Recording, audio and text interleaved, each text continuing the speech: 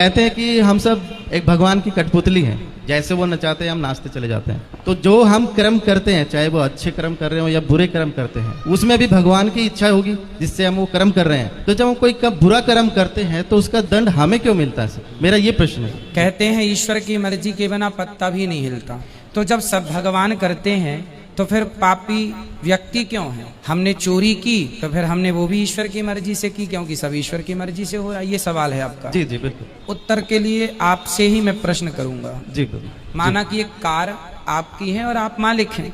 आपने एक ड्राइवर लगा रखा है। आपने गाड़ी एयरपोर्ट के लिए रवाना की, जा बेटा मेरे गेस्ट आ रहे हैं, जाओ एयरपोर्ट से लेके आओ।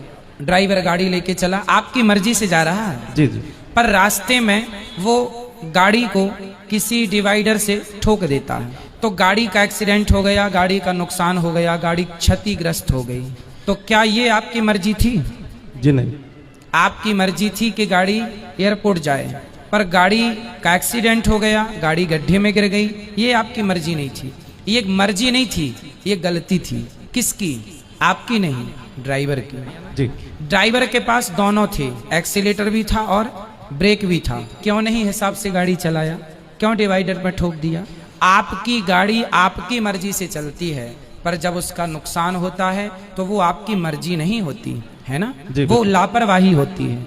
उसी प्रकार ये संसार भगवान की ओर से चल रहा है, मालिक भगवान है, हम लोग केवल ड्राइवर हैं। हमारे पास ईश्वर ने विवेक दे रखा है। आपको पता है कि आपको गुलाब की सैया पर तो सोना है। आप कहीं गुलाब होंगे तो आप जाके उस गुलाब के ऊपर बैठ भी सकते हैं, खड़े भी, पर कांटों का ढेर होगा तो आप नहीं खड़े होंगे। आपको पता है कि ये गुलाब है, ये कांटा है। आपको समझ है कि सही है, ये गलत है।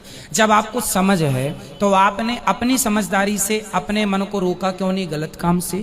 ईश्वर की मर्जी से संसार चल रहा है। आप और हम सबकी मर्जी में ईश्वर की मर्जी है, पर हम जो गलत निर्णय लेते हैं उसके लिए ईश्वर ने हमें स्वतंत्र, गाड़ी आपकी है, मालिक आप हैं, लेकिन ब्रेक एक्सीलेटर आपने ड्राइवर को सौंप रखा, भाई जहां जरूरत पड़े दबाते रहना। उसी प्रकार ईश्वर ने भी हमें बुद्धि देके स्वतंत्र कर दिया है कि जहां जरूरत पड़े वहां अपने हित में अहित में सोच लेना। आपको कहा जाए कुएं में गिर जाओ, आप नहीं गिरेंगे, आपको पता है ये गलत है। तो आपको स्वयं को ईश्वर ने इतनी पावर दे रखी है। उसी प्रकार संसार ईश्वर का है, संसार ईश्वर की मर्जी से चलता है, पर जब आप गलत करते हैं तो वो ईश्वर की मर्जी नहीं होती, वो आपके मन की गलती होती है। आपने अपने मन को नियंत्रित क्यों नहीं किया? ड्राइवर ने गाड़ी को क्यों नहीं नियंत्रित किया? अब नुकसान हुआ है तो वो ड्राइवर को भी चोट लगेगी, मालिक को चोट नहीं लगेगी। तो अपने अपने किए का दंड। अब आप गलत करें तो इसमें दोषी ईश्वर कैसे हो सकता है?